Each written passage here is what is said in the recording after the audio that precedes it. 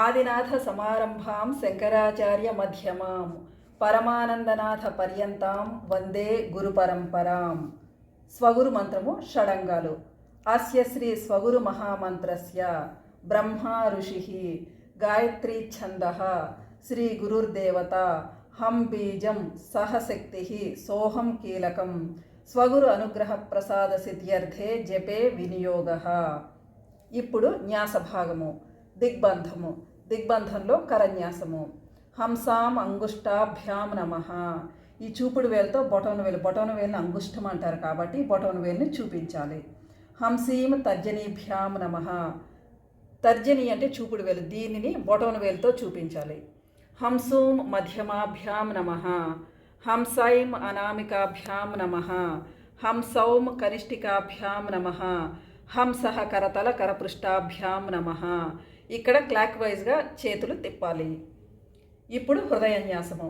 హంసాం హృదయాయ నమః. హంసీం శిరసే స్వాహ. హంసూం శిఖాయై ఔషట్. హంసైం కవచాయ హుం. హంసౌం నేత్రత్రయాయ ఔషట్. హంసః అస్త్రాయ ఫట్. బ్రహ్మభూర్భువస్సువరోమితి దిగ్బంధః. ఇప్పుడు ధ్యాన శ్లోకము. వందే గురుపదద్వంద్వం అవాంగ్మానసగోచరం రక్తశుక్ల ప్రభామిశ్రమతర్క్యం త్రైపురం మహః. ఇప్పుడు స్వగురు మంత్రము. ఐం హ్రీం శ్రీం ఐం క్లీం సౌః హంస శివ సోహం స్వరూప నిరూపణ హేతవే స్వగురవే నమః. అస్మత్ స్వగురు శ్రీ పరమానందనాథ శ్రీపాదుకాం పూజయామి నమః. ఈ మంత్రాన్ని ఒక మాల కానీ 2 కానీ 3 సార్లు కానీ మీ ఇష్టం వచ్చినంత సార్లు చేసుకున్న తర్వాత మొత్తం అంతా అయిపోయిన తర్వాత ఇప్పుడు దిగ్విమోకం చేయాలి. దిగ్విమోకం చేయబోయే ముందు ధ్యాన శ్లోకం చదివిన తర్వాత చివరిలో దిగ్విమోకం చేసుకోవాలి. వందే గురుపదద్వంద్వం అవాంగ్మానసగోచరం రక్తశుక్ల ప్రభామిశ్రమతర్క్యం త్రైపురం మహః. హంసాం అంగుష్టాభ్యాం నమః. హంసీం తర్జనీభ్యాం నమః. హంసూం మధ్యమాభ్యాం నమః. హంసైం అనామికాభ్యాం నమః.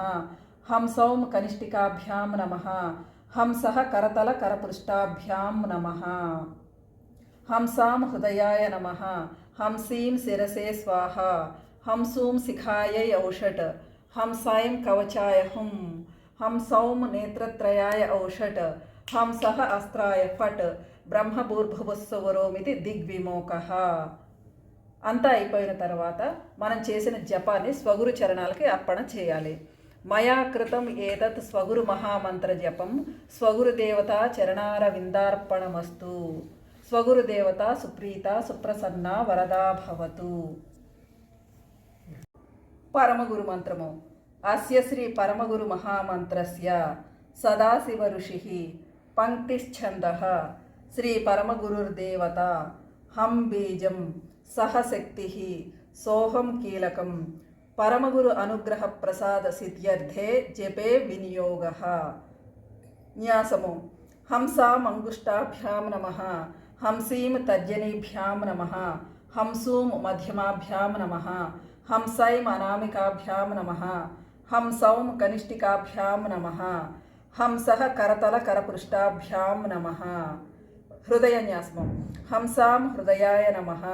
హంసీం శిరసే స్వాహ. హంసూం శిఖాయై ఔషట్. హంసైం కవచాయ హుం. హంసౌం నేత్రత్రయాయ ఔషట్. హంసః అస్త్రాయ ఫట్. బ్రహ్మభూర్భువస్సువరోమితి దిగ్బంధః. ఇప్పుడు ధ్యాన శ్లోకము. వందే గురుపదద్వంద్వం అవాంగ్మానసగోచరం రక్తశుక్ల ప్రభామిశ్రమతర్క్యం త్రైపురం మహః. మంత్రము.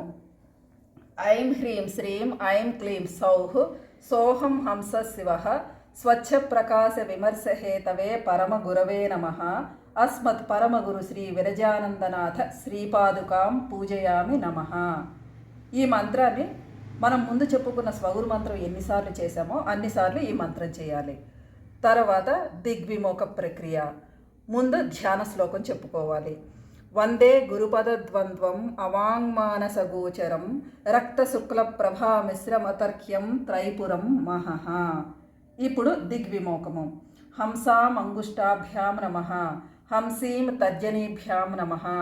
హంసూం మధ్యమాభ్యాం నమః హంసైం అనామికాభ్యాం నమః హంసౌం కనిష్ఠికాభ్యాం నమః హంసః కరతలకరపృష్ఠాభ్యాం నమః హంసాం హృదయాయ నమః హంసీం శిరసే స్వాహా హంసూం శిఖాయై ఔషట్ హంసైం కవచాయ హుం హంసౌం నేత్రత్రయాయ ఔషట్ హంసః అస్త్రాయ ఫట్ బ్రహ్మభూర్భువస్సువరోమితి దిగ్విమోకః.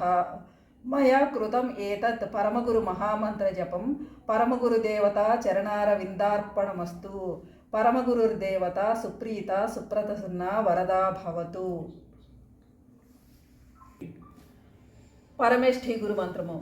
అస్య శ్రీ పరమేష్ఠీ గురు మహామంత్రస్య దక్షిణామూర్తి ఋషిః పంక్తిశ్ఛందః శ్రీ పరమేష్ఠీ గురుర్దేవత హం బీజం సహ శక్తిః సోహం కీలకం. పరమేష్ఠీ గురు అనుగ్రహ ప్రసాద సిద్ధ్యర్థే జపే వినియోగః. న్యాసము.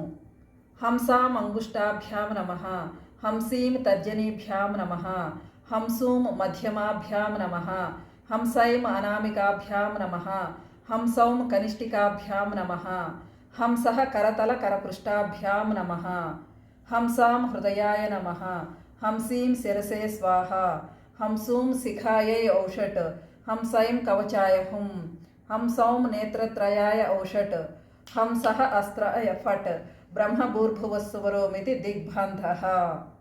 ఇప్పుడు ధ్యాన శ్లోకము.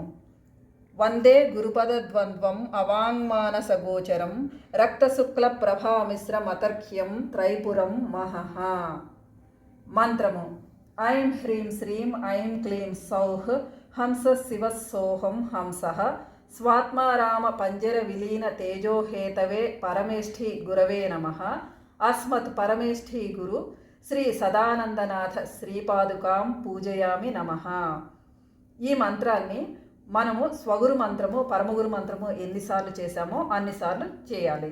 తర్వాత దిగ్విమోకం చెప్పబోయే ముందు ధ్యాన శ్లోకాన్ని చదువుకుని దిగ్విమోకాన్ని చెప్పాలి. ఇప్పుడు ధ్యాన శ్లోకము. వందే గురుపదద్వంద్వం అవాంగ్మానసగోచరం రక్తశుక్ల ప్రభామిశ్రమతర్క్యం త్రైపురం మహః. ఇప్పుడు దిగ్విమోకము.